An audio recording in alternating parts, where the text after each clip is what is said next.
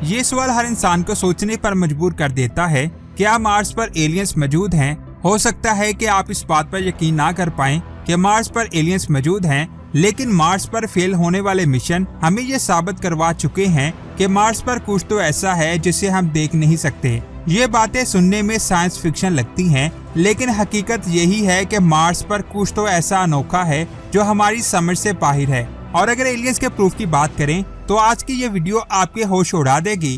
पूरी video watch कीजिएगा। Video शुरू करने से पहले आपसे गुजारिश है कि अगर आपने हमारे चैनल को सब्सक्राइब नहीं किया तो जल्दी से सब्सक्राइब करने के साथ साथ हमारी वीडियोस को लाइक और शेयर जरूर करें। नासा का मार्स ग्लोबल स्पेसक्राफ्ट अपने आखिरी सफर पर था।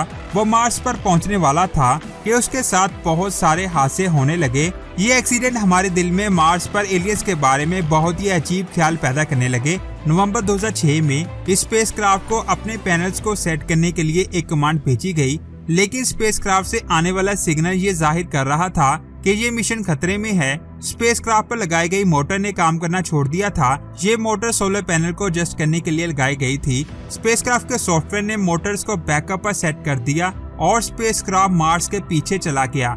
ये स्पेसक्राफ्ट जिस वक्त वापस आया तो हमें सिर्फ एक कमजोर सा रेडियो सिग्नल मिला। इसके बाद 3 और 4 नवंबर को हमें कोई भी सिग्नल रिसीव नहीं हुआ, लेकिन 5 नवंबर को एक बार फिर से बहुत कमजोर सिग्नल मिलता है। इस वक्त ये स्पेसक्राफ्ट सेव मोड में जा चुका था। साइंसदान इसे मुसलसल इंस्ट्रक्शन दे रहे थे, लेकिन ये हमें कोई भी रिस्पॉन्स नहीं दे रहा था। एक पॉसिबिलिटी ये भी थी कि सोलर पैनल्स में प्रॉब्लम की वजह से स्पेसक्राफ्ट की सारी पावर लूज हो चुकी थी, जिसकी वजह से वो अपने एंटीना को जमीन की तरफ करके सिग्नल नहीं भेज रहा था, क्योंकि जमीन और स्पेसक्राफ्ट के दरमियान कम्युनिकेशन स्पेसक्राफ्ट पर लगे हुए एंटीना से ही किया जाता है। और सोलर पैनल्स में खराबी की वजह से स्पेसक्राफ्ट को सेव मोड में जाने के लिए प्रोग्राम किया गया था। इसके बाद स्पेसक्राफ्ट के सोलर पैनल्स को सूरज की तरफ करना था, लेकिन प्लान के मुताबिक सोलर पैनल सूरज की तरफ होने की बजाय स्पेसक्राफ्ट की बैटरी सूरज की तरफ हो गई, जिसकी वजह से वो ओवरहीटिंग होने लगी।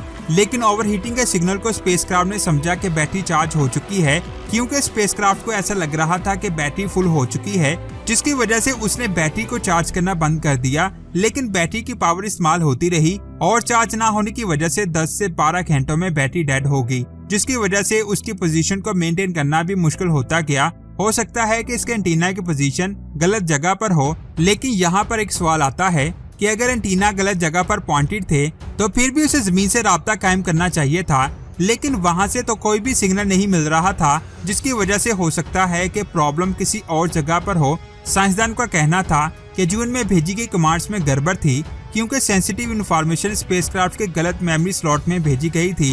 इंफॉर्मेशन ये थी कि अगर कोई भी प्रॉब्लम होती है तो फिर भी हर हाल में स्पेसक्राफ्ट को अपने एंटीना को जमीन की तरफ करना है, ताकि कम्युनिकेशन कायम रहे और साइंसदानों को डेटा मिलता रहे। लेकिन गलती से यही सेम इंस्ट्रक्शन सोलर पैनल्स के लिए भी भेजी गई थी, जिसकी वजह से ये गड़बड़ पैदा हो गई। इसके बाद साइंसदानों ने ये सोचा कि हो सकता है कोई छोटा एस्टेरॉयड स्पेसक्राफ्ट से टकरा गया हो, जिसकी वजह से उसका एंटीना मिस अलाइंड हो गया। लेकिन यहाँ पर गौर करने वाली बात ये है कि हाई गेन एंटीना और सोलर पैनल्स का आपस में कोई लिंक नहीं है। अगर सोलर पैनल्स सूरज की तरफ अलाइन नहीं है तो इसके एंटीना को जमीन की तरफ अलाइन होना चाहिए था। यह भी हो सकता है कि स्पेसक्राफ्ट स्टार्स को ट्रैक नहीं कर पाया हो, क्योंकि स्पेस में स्टार्स को ट्रैक करने के लिए स्पेसक्राफ्ट अपने आप को अलाइन रखते हैं और यहाँ पर कुछ भी हो सकता था। लेकिन अगर स्पेसक्राफ्ट जमीन से अगले 7 दिनों तक कोई भी कमांड रिसीव नहीं करता तो उसे इस तरह से प्रोग्राम किया गया था कि वो जो भी काम कर रहा हो उसे छोड़कर अपने एंटीना का यूज करके जमीन की तरफ सिग्नल भेजे। 2 नवंबर 2006 को स्पेसक्राफ्ट ने काम करना बंद कर दिया था। अगले 7 दिनों बाद स्पेसक्राफ्ट से सिग्नल आने का इंतजार किया जा रहा था, लेकिन उस दिन कोई भी सिग्नल नहीं आया। अगर स्पेसक्राफ्ट जमीन की तरफ सिग्नल नहीं भेज पा रहा था तो जमीन से सिग्नल को कैप्चर तो कर सकता था। बस इसी वजह से स्पेसक्राफ्ट को बहुत ज्यादा कमांड भेजी गई, ताकि स्पेसक्राफ्ट किसी भी कमांड को कैप्चर कर ले और हाई गेन एंटीना को जमीन की तरफ टर्न कर दे। उन कमांड्स के रिस्पांस के इंतजार में नासा को फिर से 1 हफ्ते का इंतजार करना पड़ा, लेकिन साइंसदानों को कोई भी सिग्नल रिसीव नहीं हुआ। अब नासा एक ऑर्बिटर को इस स्पेसक्राफ्ट को ढूंढने में लगा सकती है, क्योंकि ये ऑर्बिटर उस वक्त मार्स के ऑर्बिट में था। ये दोनों ऑर्बिटर 1 हफ्ते के बाद 100 किलोमीटर की दूरी से गुजरते थे। ये ऑर्बिटर इतना पावरफुल था कि स्पेसक्राफ्ट के सोलर पैनल की इंफॉर्मेशन हमें दे सकता था। इस इंफॉर्मेशन से हमें ये पता चल सकता था कि स्पेसक्राफ्ट सेव मोड में है या फिर कोई और प्रॉब्लम थी। ऐसा इसलिए किया जा रहा था ताकि ये गलती किसी दूसरे मिशन के दौरान ना की जाए। 21 और 22 नवंबर को स्पेसक्राफ्ट का अपॉर्चुनिटी रोवर से कम्युनिकेशन भी फेल हो गया, जिसकी वजह से साइंसदानों की सारी उम्मीदें टूट गई। नासा स्पेसक्राफ्ट से कम्युनिकेट करने के लिए 70 मीटर डिश का यूज कर रही थी, लेकिन फिर साइंसदानों पर ज्यादा प्रेशर पड़ने लगा कि स्पेसक्राफ्ट की तलाश को बंद कर दिया जाए ताकि दूसरे मिशन के लिए डिश का यूज किया जा सके। ये मिशन 4 बार एक्सटेंड किया जा चुका था।